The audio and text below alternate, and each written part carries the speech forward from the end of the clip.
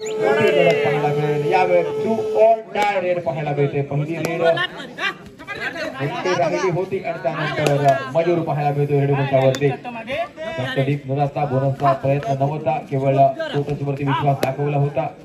Running हंटच घेण्याचा प्रयत्न 2 वेळा पाहायला मिळालाय मयूर कडून. यावेळेस देखील हंटच घेण्याचा प्रयत्न, यावेळेस ऍक्सेप्ट करण्याचा प्रयत्न आणि नक्कीच मयूरला ताळ्यावारी आणि त्यानंतर गौरवसाठी ऑल डाय रेड बॅक केलं जातं, पाठीमागे घेतलं जातं मयूरला. यावेळेस हुटर वाजला, धोक्याची घंटा वाजली जाते. एका बाजूनं 4 खेळाडू आहेत वेदांत रेडमोच्या वरती, समोर फुल ऑन डिफेन्स.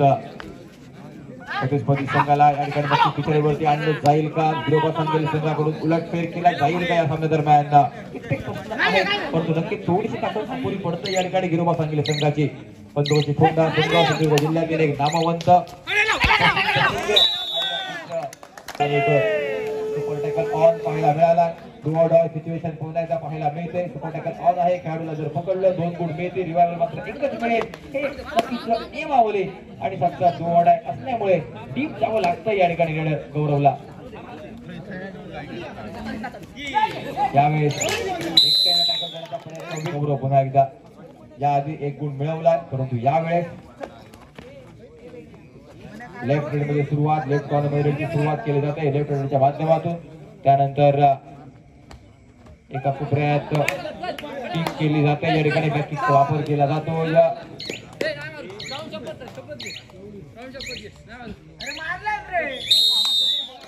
टी शर्ट वरती अटॅक प्राप्त करून देतो.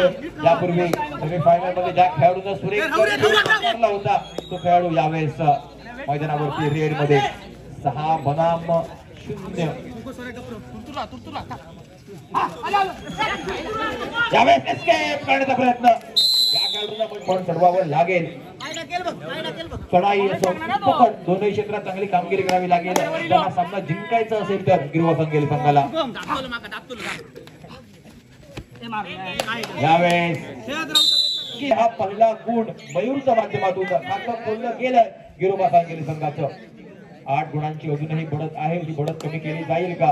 पहिल्या काही मिनिटांमध्ये ऑल आउट मिळाल्यानंतर कमबॅक केलं आणि त्यानंतर गिरोबा सांगेल संघ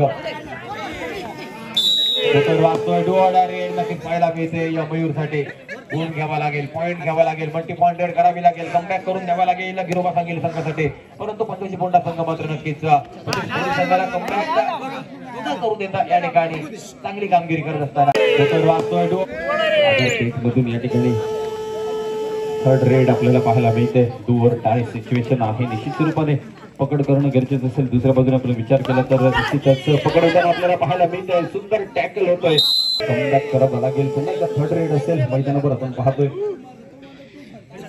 मयूर नाईक नंबर 3 जर्सी क्रमांकाचा खेळाडू प्लॅटफॉर्म सांगेली आपल्याला पाहायला मिळतो. मैदानावर पकड करण्याचा प्रयत्न, डू ऑर डाय अशी रेड मिळते, प्रयत्न केले जातात. दुसऱ्या बाजूने टॅकल करण्याचा मात्र प्रयत्न थोडासा अयशस्वी ठरतोय. एक एम्प्टी रेड नंतर पुन्हा एकदा पंचकोशी पुन्हा संघटना येतो. पुन्हा एकदा जर्सी क्रमांक 16 प्रयत्न प्रयत्न हो हो हो लाजबाब पकड.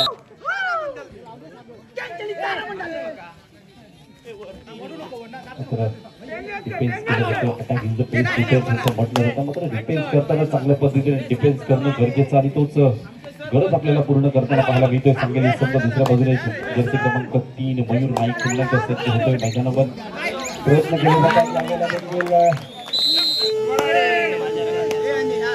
जातात गौरव. 3rd रेड आपल्याला पाहायला मिळते. ओव्हर टाय सिच्युएशनचं रेड म्हणावी लागेल. पुन्हा एकदा प्रयत्न आहे गोठ्याचा फुलवर चढाई आपल्याला पाहायला मिळते. बॉडी ब्लॉक करण्याचा प्रयत्न बसलाय.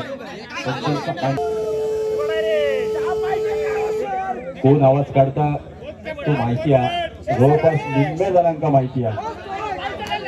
त्याच्यामुळे त्याची नाव घेऊची गरज नाही. असा कोण आवाज काढता तो, आणि तो ह्याच आवाजासाठी फेमस असा. आणि पंचांकडे एखादा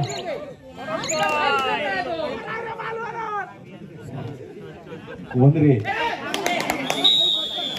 प्रयत्न आहे निश्चितच. पुन्हा एकदा 3rd रेड आपल्याला पाहायला मिळते. रेड मोर्चावर गौरव पुन्हा एकदा चांगलं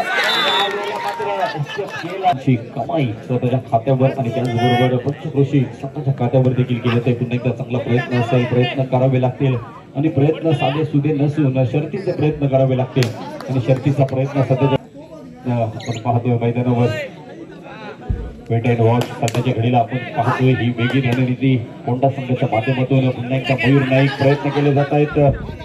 सर्वस्व पणाला लावलं जातं निश्चितच आहे ही लूट या ठिकाणी आपण पाहतोय. समोर पुन्हा एकदा मयूर आपल्याला पाहायला मिळेल. नंबर जर्सी क्रमांक 3 क्रमांक जर्सी परिधान केलेला हा खेळाडू सॅक्रिफाईस केला. 11 बनाम 15 11 विरुद्ध 15 असा पुन्हा फलक आपल्याला पाहायला मिळतोय. 11 गुणांवर सांगली संघ 15 गुणांवर आपल्याला पाहायला मिळतोय पंचक्रोशी कोंडा संघ. एक पहिल्या हाफ मध्ये जर आपण विचार केला तर थोडासा मागे राहिलेला सांगली संघ आपण पाहिला अनुभवला या मैदानावर. निश्चितच प्रयत्न त्या ठिकाणाहून करणं गरजेचं होतं मात्र आता थोडासा उशीर होताना आपल्याला पाहायला मिळतोय. या सामन्यामध्ये पुन्हा एकदा प्रयत्न केले जातात. दुसऱ्या बाजूने एस्केप करण्याचा प्रयत्न होतोय मात्र 1 पॉईंट तब्बल 3 गुणांनी